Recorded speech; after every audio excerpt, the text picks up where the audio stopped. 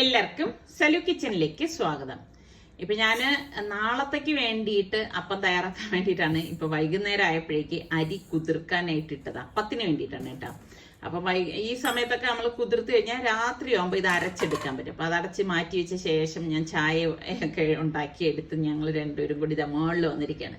ടെറസിൽ നിന്ന് ഇങ്ങനെ ബൈനാക്കുലർ വെച്ച് നോക്കാൻ നല്ല രസമാണ് കേട്ടോ. അപ്പൊ ഞാൻ മോളുടെ അടുത്ത് പറഞ്ഞു ഇതിൽ കൂടെ നോക്കി നോക്ക്, ശരിക്കും ദൂരെയുള്ള കാഴ്ചകൾ അല്ലാതെ തന്നെ നമുക്ക് നല്ല രസമാണ്. അപ്പൊ ഇതിൽ കൂടി നോക്കുമ്പോഴേക്ക് വളരെ അടുത്താണ്. ഇതിപ്പോ ബൈനാക്കുലറിലുള്ള വ്യൂ അല്ല ഈ കാണുന്നത് കേട്ടോ. നമുക്കിങ്ങനെ തൊടാൻ പാകത്തിന് മേഘങ്ങൾ പൊക്കോണ്ട് നിൽക്കുന്നത് പോലാണ് തോന്നുന്നത്. നല്ല രസമാണെന്നേ. ഇപ്പൊ രാത്രി ഞാൻ വീട്ടിലെ ജോലികളെല്ലാം, അതായത് നമ്മുടെ ഡിന്നറൊക്കെ കഴിഞ്ഞ് പാത്രമൊക്കെ കഴുകി വെച്ച ശേഷമുള്ള എന്റെ ജോലിയാണ് ഇതാ ആട്ടുക എന്ന് പറയുന്നത്. അപ്പൊ ഈ സമയത്ത് നമ്മൾ ഇതുപോലെ അരച്ചെടുത്ത് വെച്ച് കഴിഞ്ഞാൽ രാവിലെ ആവുമ്പോഴേക്ക് നല്ല സ്മൂത്ത് ആയിട്ട് നമുക്ക് അപ്പം റെഡിയാക്കാൻ പറ്റും. അപ്പൊ അപ്പം ഉണ്ടാക്കുന്നതിന്റെയൊക്കെ ഒരുപാട് വീഡിയോസ് ഞാൻ നമ്മളുടെ സലു കിച്ചണിൽ മുൻപ് പോസ്റ്റ് ചെയ്തിട്ടുണ്ടായിരുന്നു. നിങ്ങൾ അത് സെർച്ച് ചെയ്ത് നോക്കിയാൽ ഒരുപാട് അപ്പത്തിന്റെ വീഡിയോസ് കിട്ടും കേട്ടോ. പിന്നെ പലരും പറഞ്ഞ് ഇങ്ങനെ വ്ളോഗിങ്ങിലത്തെ റെസിപ്പീസ് ഒക്കെ ഇങ്ങനെ ആഡ് ചെയ്യുമ്പോഴേക്ക് സെർച്ച് ചെയ്താൽ കിട്ടുന്നില്ല എന്നൊക്കെ പറയുന്നുണ്ടായിരുന്നു. അപ്പൊ ഞാൻ മാക്സിമം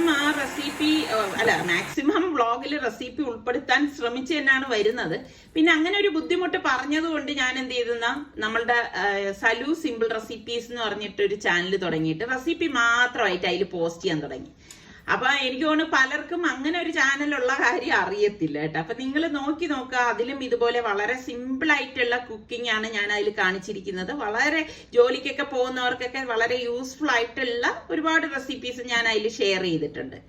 അപ്പൊ ഇതിപ്പോ നമ്മളുടെ പല വീട്ടമ്മമാരുടെയും ഒരു ടെൻഷനാണല്ലേ, രാവിലെ എന്തുണ്ടാക്കും. പ്രത്യേകിച്ച് കുട്ടികളൊക്കെ സ്കൂളിൽ പോകുന്ന മക്കളാവുമ്പം എന്നും ഒരേ പലഹാരം കൊടുക്കുമ്പോൾ അവർക്കും ഒരു മടുപ്പുണ്ടാവുമല്ലോ. അപ്പൊ എന്തുണ്ടാക്കും എന്നുള്ള ചിന്ത അതുപോലെ തന്നെയാണ് എന്റെയും ചിന്ത കേട്ടോ. രാവിലെ എന്തുണ്ടാക്കും എന്നുള്ളത് എപ്പോഴെപ്പോഴും നമ്മൾ പുട്ടൊക്കെ വെച്ച് കഴിഞ്ഞാല് വീട്ടിലുള്ളവർക്കും ചിലപ്പോൾ മടുപ്പുണ്ടാവും അല്ലേ. ഞാൻ പറയണത് ശരിയല്ലേ? അപ്പൊ ഞാൻ ദാ ആട്ടിയെടുത്ത് വച്ചിട്ടുണ്ട്. അപ്പൊ ഇന്നത്തെ നമ്മളുടെ അതിമനോഹരമായിട്ടുള്ള പ്രഭാതമാണ് ഈ കാണുന്നത്. ഓരോ ദിവസവും ഈ ഒരു പ്രഭാതത്തിന് പ്രത്യേകതകളുണ്ട് കേട്ടോ. അതാണ് ഞാൻ നിങ്ങളിലേക്ക് ഷെയർ ചെയ്യുന്നത്. പിന്നെ ഞാൻ നേരെ കിച്ചണിലേക്ക് വന്നു.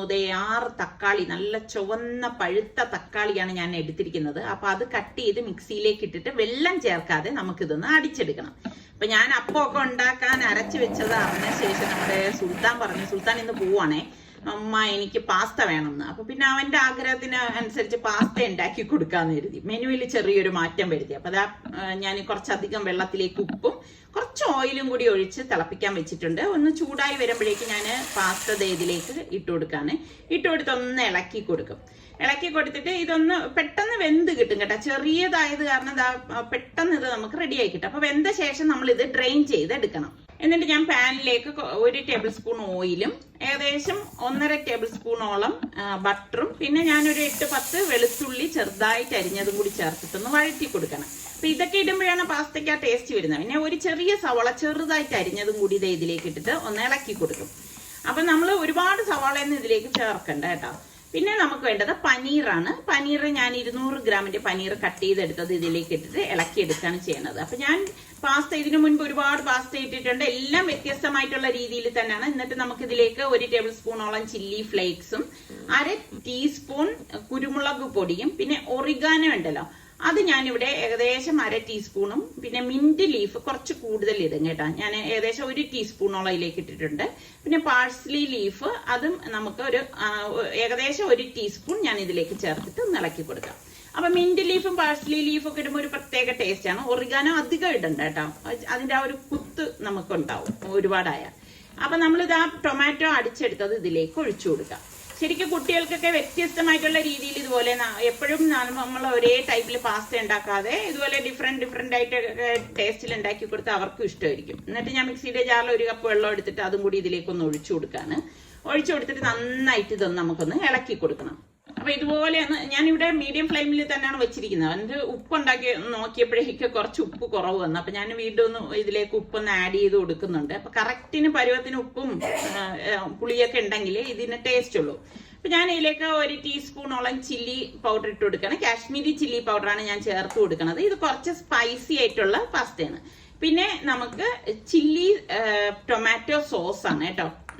വെറും ചില്ലി സോസ് അല്ല, ചില്ലി ടൊമാറ്റോ സോസ്.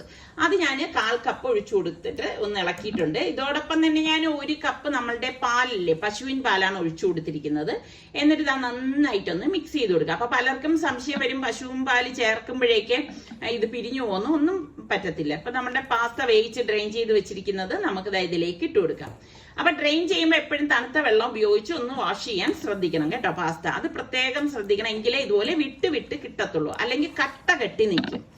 അപ്പൊ അതായത് എല്ലാം നന്നായിട്ടൊന്ന് മിക്സ് ചെയ്തെടുക്കണം. എടുത്ത ശേഷം നമുക്ക് മൊസറല്ല ചീസ് ഇതിലേക്ക് ഇതുപോലെ ഒന്ന് ഇട്ട് കൊടുക്കാം.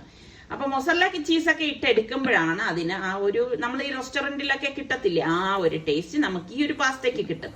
അപ്പൊ ദാ നന്നായിട്ടൊന്ന് ഇളക്കി കൊടുക്കുക. 1 മിനിറ്റ് വെച്ചിട്ടാണ് ഞാനിപ്പോ ഇതാ ഇളക്കി എടുക്കുന്നത്. അപ്പൊ നമ്മളുടെ ടൊമാറ്റോ ചീസ് സ്പൈസി പാസ്ത ഇവിടെ റെഡി ആയിട്ടുണ്ട്. അപ്പൊ നമുക്ക് കുറച്ച് മല്ലിയില ഇതുപോലെ കട്ട് ചെയ്ത് വെച്ച് അലങ്കരിക്കാവുന്നതാണ്. ഇത് നമ്മൾ ചൂടോടുകൂടി തന്നെ കഴിക്കണം, എങ്കിലാണ് അതിന് നല്ല ഒരു ടേസ്റ്റ് കിട്ടുന്നത്. അപ്പൊ കുട്ടികൾക്കൊക്കെ സ്കൂളിൽ വിട്ട് വരുന്ന സമയത്തൊക്കെ നമുക്ക് ഉണ്ടാക്കി കൊടുക്കാൻ പറ്റിയ നല്ല ഒരു കിഡു ഐറ്റമാണ് കേട്ടോ. പിള്ളേർക്കൊക്കെ എന്തായാലും ഇഷ്ടപ്പെടും. അപ്പൊ ഇവിടെ നിസാറിക്കാക്കും എനിക്കും വേണ്ടിയിട്ട് ഞാൻ അപ്പമാണ് റെഡിയാക്കണത്. കാരണം എനിക്കിന്നിപ്പം പാസ്ത കഴിക്കണം എന്നൊന്നും തോന്നിയിട്ടില്ല. നിസാറിക്കാക്ക് ഈ ഒരു ഐറ്റം അങ്ങനെ വലിയ പ്രിയവും ഇല്ല. അപ്പൊ ഇതൊക്കെ പിള്ളേർക്ക് വേണ്ടിയിട്ട് ഉണ്ടാക്കുന്ന ഓരോ ഐറ്റംസ് ഒക്കെയാണ്. അപ്പൊ നമ്മൾ സെർവ് ചെയ്യുമ്പോൾ ഇതുപോലെ കുറച്ച് ചീസും ഒക്കെ ഇട്ട് കൊടുക്കുമ്പോൾ നല്ല ടേസ്റ്റ് ആയിരിക്കും. അപ്പൊ ബ്രേക്ക്ഫാസ്റ്റ് ഒക്കെ കഴിഞ്ഞ ശേഷം ഞങ്ങളൊന്ന് പുറത്തേക്ക് ഇറങ്ങി. മോള് കോളേജിലേക്ക് പോയി. സുൽത്താൻ ഓൺലൈൻ ക്ലാസ് ഉള്ളതുകൊണ്ട് അവൻ വീട്ടിലുണ്ട്. അപ്പൊ അവന് അത്യാവശ്യം 1-2 സാധനങ്ങളൊക്കെ വാങ്ങിക്കാനായിട്ട് ഞങ്ങളെ ഏൽപ്പിച്ചിട്ടുണ്ട്. പിന്നെ മെയിൻ ആയിട്ട് ഇറങ്ങിയെന്ന് വെച്ചാൽ ഗവൺമെന്റിന്റെ 1-2 കാര്യങ്ങളൊക്കെ ശരിയാക്കാനായിട്ടുണ്ടായിരുന്നു നിസാറിക്കാക്ക്. അപ്പം അങ്ങനെ പല ഓഫീസുകളിലേക്ക് ഞങ്ങൾക്ക് പോകണം. അപ്പൊ രാവിലെ പോയാൽ മാത്രമേ ഇങ്ങനെയുള്ള കാര്യങ്ങളൊക്കെ ശരിയാവത്തുള്ളൂ. അപ്പൊ ഏകദേശം ഒരെണ്ണം റെഡിയായി വന്നപ്പോഴേക്ക് ലഞ്ചിന്റെ സമയമായി. പിന്നെ ഞങ്ങൾ ഇതാ പുറത്ത് ഭക്ഷണം കഴിക്കാൻ ഒരു റെസ്റ്റോറന്റിലേക്ക് വന്നു. അപ്പൊ എനിക്കാണെങ്കിൽ ഞാൻ പറഞ്ഞിട്ടില്ലേ, എനിക്ക് ബിരിയാണിയോടൊന്നും വലിയ ഒരു പ്രിയമുള്ള ആളൊന്നും അല്ല ഞാൻ. എനിക്ക് പ്രിയമില്ല എന്ന് പറഞ്ഞാൽ എനിക്ക് ഒട്ടും താല്പര്യം ഇല്ലാത്ത ഒരു ആഹാരമാണ് ബിരിയാണി എന്ന് പറഞ്ഞാൽ. എനിക്ക് ഉച്ചയ്ക്ക് ചോറ് തന്നെ കഴിക്കണം. അപ്പൊ ആ ചോറ് കഴിക്കുന്നതിന്റെ സുഖം ഒന്ന് വേറെ തന്നെയാണ്. ഇതിപ്പോ നമ്മൾ റെസ്റ്റോറന്റിൽ വന്ന് കഴിക്കാനുള്ള കാര്യം എന്ന് പറഞ്ഞാല് പിന്നെയും നമുക്ക് 1-2 ഓഫീസുകളിലേക്ക് കയറി ഇറങ്ങണം. അപ്പൊ പെട്ടെന്ന് ഇനിയിപ്പം ഈ ലഞ്ച് ബ്രേക്ക് ആകുമ്പോൾ അവരും ലഞ്ച് ബ്രേക്ക് എടുക്കുമല്ലോ. അപ്പം ഭക്ഷണം കഴിച്ചിട്ട് ഇനിയിപ്പോ നമ്മൾ നേരെ അത് ശരിയാക്കാനായിട്ട് പോകണം. ഇപ്പം ഇവിടുത്തെ ഈ പറഞ്ഞ മാതിരി പല ഗവൺമെന്റ് ഓഫീസുകളിലും ഉള്ള ഒരു പ്രശ്നം എന്താന്ന് വെച്ചാൽ, ഒരു പ്രാവശ്യം കൊണ്ട് നമ്മളുടെ ഒരു കാര്യവും നടക്കത്തില്ല. ഒരു 3 പ്രാവശ്യമെങ്കിലും കുറഞ്ഞത് അവര് നമ്മളെ അങ്ങോട്ടും ഇങ്ങോട്ടും ഇട്ട് ഓട്ടിക്കും അല്ലെ. ശരിക്കും ഈ ചൂടത്ത് നമ്മളിങ്ങനെ ഓരോ കാര്യങ്ങൾക്ക് നിസ്സാര കാര്യമായിരിക്കും കേട്ടോ, അവർക്ക് ഒന്ന് അവര് മനസ്സ് വെച്ചാൽ നടക്കുന്ന കാര്യങ്ങളായിരിക്കും. പക്ഷെ അവര് നമ്മളെ ബുദ്ധിമുട്ടിച്ച ശേഷം മാത്രമേ നമ്മളുടെ കാര്യങ്ങളൊക്കെ അവർ പരിഗണിക്കത്തുള്ളൂ. അതാണ് വലിയൊരു സംഭവം. ഞാൻ പറഞ്ഞത് ശരിയല്ലേ? നിങ്ങൾ ഈ അഭിപ്രായത്തിനോട് യോജിക്കുന്നുണ്ടോ? എനിക്ക് പറയണേ. അപ്പൊ വൈകുന്നേരം 7 മണിക്കാണ് നമ്മുടെ സുൽത്താന്റെ ബസ്. അപ്പൊ ഞങ്ങൾ പിന്നെ വീട്ടിൽ വന്നു, ചായയൊക്കെ കുടിച്ച ശേഷം സുൽത്താനെ വിടാനായിട്ട് പോവാണ് കേട്ടോ. അവരെന്ന് പറഞ്ഞാൽ ഈ ബസ്സുകാരെ അറിഞ്ഞൂടെ, കറക്റ്റ് ടൈം ആകുമ്പോൾ അവര് ബസ് എടുക്കും. അപ്പം സുൽത്താൻ ഇവിടെ റെഡിയായി നിപ്പുണ്ടായിരുന്നു. അപ്പൊ ഞങ്ങൾ ഇപ്പം ബസ് സ്റ്റേഷനിലേക്ക് പോവാണ്. അവൻ ബാംഗ്ലൂരിലായതുകൊണ്ട് ഇങ്ങനെയുള്ള ഗുണമുണ്ട് കേട്ടോ. ഇതുപോലെ എന്തെങ്കിലും ഒരു ആവശ്യത്തിന് ഇപ്പൊ തലേ ദിവസം കയറി കഴിഞ്ഞാൽ രാവിലെ ആവുമ്പോഴേക്ക് വീട്ടിലെത്താൻ പറ്റും. അപ്പം അവൻ പറയുന്നുണ്ട് ഹൈദരാബാദ് ആയിരുന്നെങ്കിൽ നടക്കുമോ എന്നൊക്കെ എൻ്റെ അടുത്ത് ഇങ്ങനെ ചോദിക്കുമായിരുന്നു. ഞാൻ പറയും, നിനക്ക് ഹൈദരാബാദ് കിട്ടുമ്പോൾ അതല്ലായിരുന്നോ കുറച്ചുകൂടി നല്ലതെന്ന് ചോദിക്കുമ്പോഴാണ് അവൻ പറയണത്. കാരണം അവിടെ ബാംഗ്ലൂരിൽ ഭയങ്കര ട്രാഫിക് ആണെന്ന് അവൻ പറയും കേട്ടോ. കാരണം ഇവൻ താമസിക്കുന്നിടത്തുനിന്ന് ഓഫീസിലേക്ക് പോകാൻ തന്നെ നല്ല ടൈം എടുക്കും എന്നാണ് പറയുന്നത്. പക്ഷെ ഇവന്റെ ഫ്രണ്ട്സ് ഒക്കെ അവിടെ ഉള്ളത് കൊണ്ടാണ് ഇവന് ബാംഗ്ലൂരിന് ഇത്ര പ്രിയം. അപ്പൊ നമ്മൾ അവിടെ എത്തുമ്പോഴേക്ക് ഇവന്റെ ബസ്സാണ് ഈ കിടക്കുന്നത് കേട്ടോ. അപ്പം ബസ് അവിടെ കിടപ്പുണ്ടായിരുന്നു. അപ്പൊ നമ്മളിപ്പോ പിന്നെ ഈ കൊണ്ടുവിട്ട് കറക്റ്റ് ടൈം ആവുമ്പോഴേക്ക് എത്തും. ചില സമയം ഈ ബസ്സുകാര് നമ്മള് കുറച്ചെങ്ങാനും ഡിലേ വന്നു കഴിഞ്ഞാൽ അവര് വിളിക്കും കേട്ടോ, വിളിച്ച് ചോദിക്കുകയൊക്കെ ചെയ്യും. അപ്പം എപ്പോഴും ഇങ്ങനെ ഈ പറഞ്ഞ മാതിരി യാത്ര അയക്കാൻ പോകുമ്പം എനിക്കും കൂടെ വന്ന് യാത്ര അയക്കാനൊക്കെ ഭയങ്കര ഇഷ്ടമാണ്. സത്യം പറഞ്ഞാൽ വന്ന് പിള്ളേരൊക്കെ നിന്നിട്ട് പോകുമ്പോൾ ഭയങ്കര ഒരു വിഷമമാണ് കേട്ടാ. അതിനി ഇപ്പം ഒരാഴ്ച കൂടുമ്പോ അല്ലെങ്കിൽ 2 ആഴ്ച കൂടുമ്പോ അവർ വന്നിട്ട് പോകുമ്പോഴായാലും ആ പോകുന്ന സമയം ഭയങ്കര വിഷമമാണ്. ഇപ്രാവശ്യം എനിക്ക് തോന്നുന്നു എന്നെക്കാളേറെ വിഷമം നിസാറിക്കായിരുന്നു കേട്ടോ. എന്താണെന്ന് ചോദിച്ചാൽ അറിയത്തില്ല, അല്ലെങ്കിൽ നിസാറിക്ക് അങ്ങനെയൊന്നും അല്ലായിരുന്നു. പക്ഷെ ഇപ്രാവശ്യം നിസാറിക്കാക്ക് ഭയങ്കര വിഷമം സുലുവിനെ വിടുന്ന കാര്യത്തില്. അപ്പൊ ഇതാണ് ബസ്സിന്റെ ഉൾവശം എന്ന് പറയുന്നത് കേട്ടോ. കിടന്നു പോകുന്നതാണ്. അത് ഡബിള് 2 പേർക്കുള്ളതും, ഇത് സിംഗിള്. സുൽത്താൻ്റെത് ഇവിടെയാണ് കേട്ടോ, ഈ സിംഗിള്. ഞാൻ ഇതുവരെ ഇങ്ങനെ കണ്ടിട്ടില്ല ഉൾവശമേ. അപ്പൊ എനിക്കിന്ന് കാണണം എന്ന് പറഞ്ഞിട്ട് ഞാൻ കയറിയതാണ്. ഇപ്പം ഇതേ നോക്കിക്കേ, നമ്മൾ ഈ ശരിക്കും വലിയ ഹോട്ടലിലൊക്കെ എങ്ങനെയാണ് ആ ഒരു രീതിയിൽ തന്നെയാണ് സെറ്റ് ചെയ്തിരിക്കുന്നത് കേട്ടോ.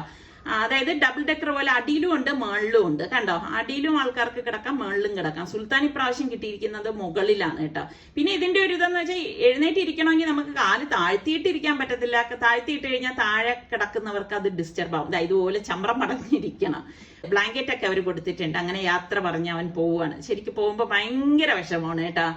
അപ്പൊ ഇതാണ് നമ്മളുടെ ഇന്നത്തെ ഈ ചെറിയ വ്ളോഗിലെ വിശേഷങ്ങൾ. അപ്പൊ ഇന്നത്തെ റെസിപ്പിയും വ്ളോഗും ഒക്കെ നിങ്ങൾക്ക് എല്ലാവർക്കും ഇഷ്ടമായെന്ന് വിശ്വസിക്കുന്നു.